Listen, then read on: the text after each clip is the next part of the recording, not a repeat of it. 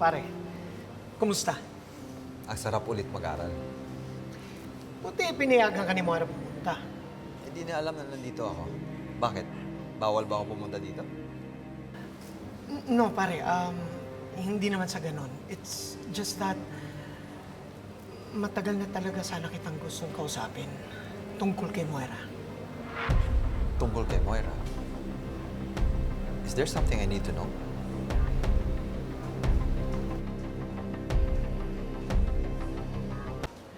Robert!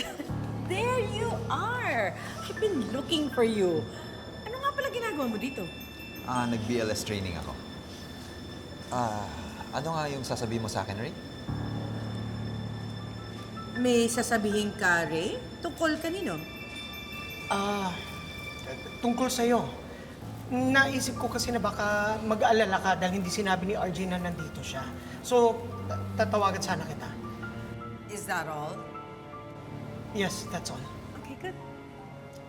Anyway, mauna na ako. Pare, may mga pasyente pa ako. Sige, Doc.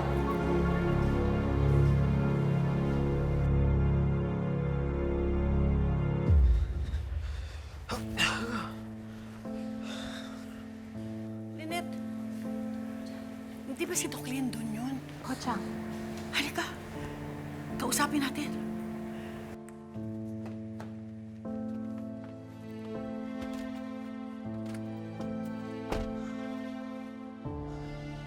Paaminin natin. Baka kasi kilala niya kung sino yung may-ari ng morphine na pinagtatakban pa niya. Chang, wag na ho kaya. Hindi ba kakabuti para sa kanya at sa Eastridge kung pagtatakban niya kung sino ang gumagamit ng morphine? Ka na.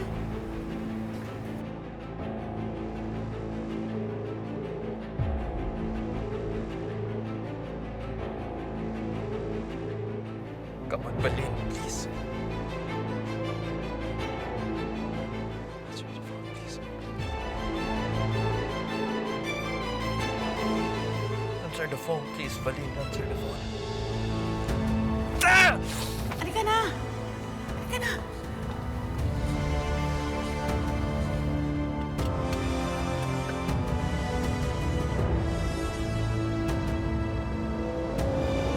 Doc Linton!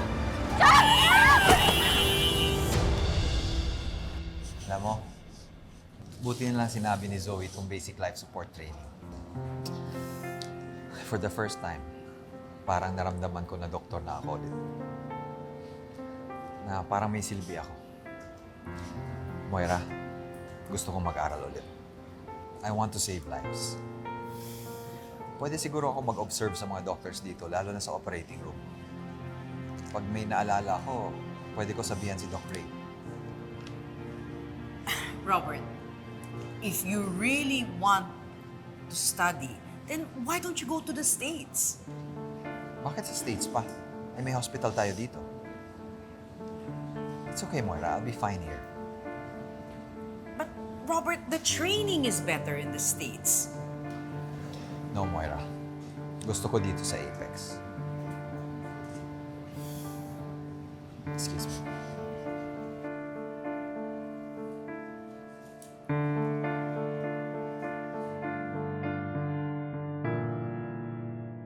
Magpapakamatay ba kayo? Bakit kayo nakaha? Tulungan mo ako! Chang Susan, Aray ko! Aray ko! ayos na po ba kayo? Ha? Okay! Muntik mo kaming patayin. Saktakin ko ya kita! Pasensya na po. Hindi ko kayo napansin na lumabo po yung paningin ko. Pasensya na po talaga kayo. Yung paningin ko kasi, lumabo po.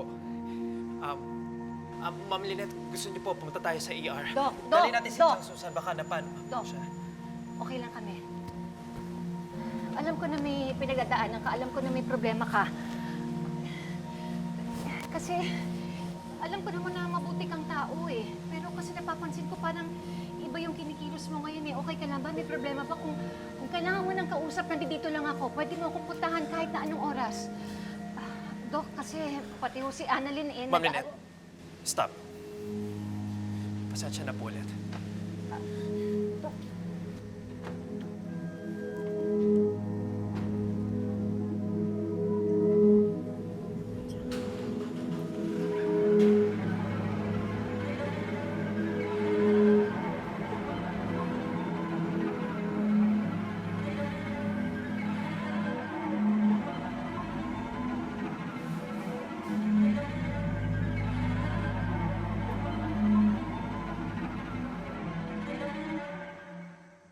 po sabi niyo?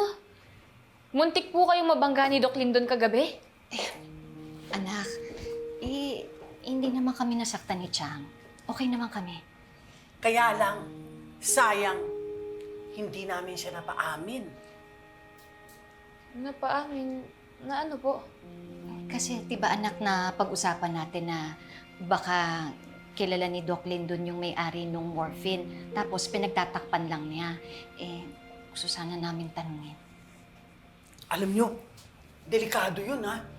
Alam nyo, dami ko dating kakilalang mga adik. Naku, nakakatakot ang mga hinayupak. Paiba-iba ng moods. Lalo na kung di pa nakakatira. Naku, parang laging ang init ng ulo. Laging mangangagat. Teka nga po muna. Ba't niya daw po ba kayo muntik mabangga? Ano po sabi niya? Ang sabi niya kasi, bigla daw lumabo yung paningin niya. Oo. Nabangga din niya ako eh. At saka, naku, parang malabo na yung mata niya. Baka kailangan na niya magsalamin.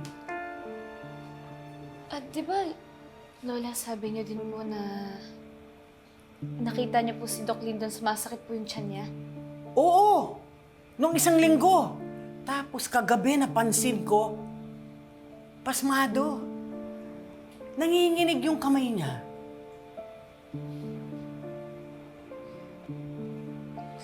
Blurry yung vision niya.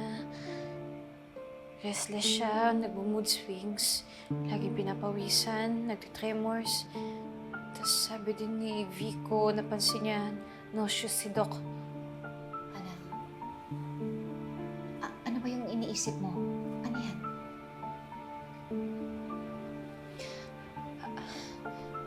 Wala po, Nay. Basta may papakiusap po ako sa inyo ni Lola.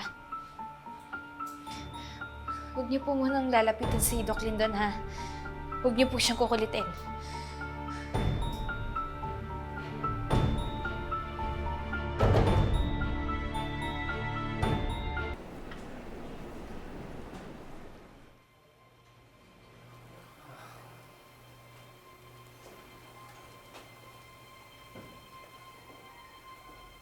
Nasa akin na ang result ng urine test niyo.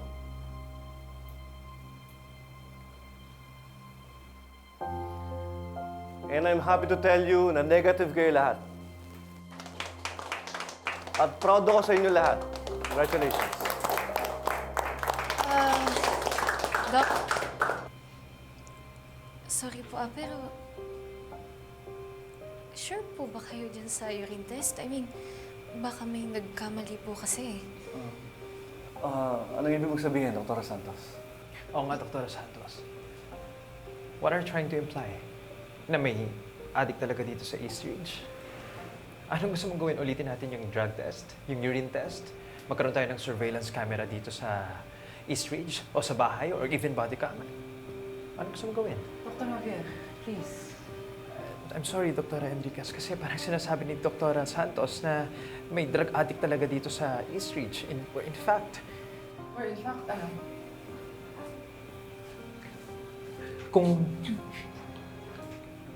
meron mang history ng narcotics dito, si Dr. Santos yun.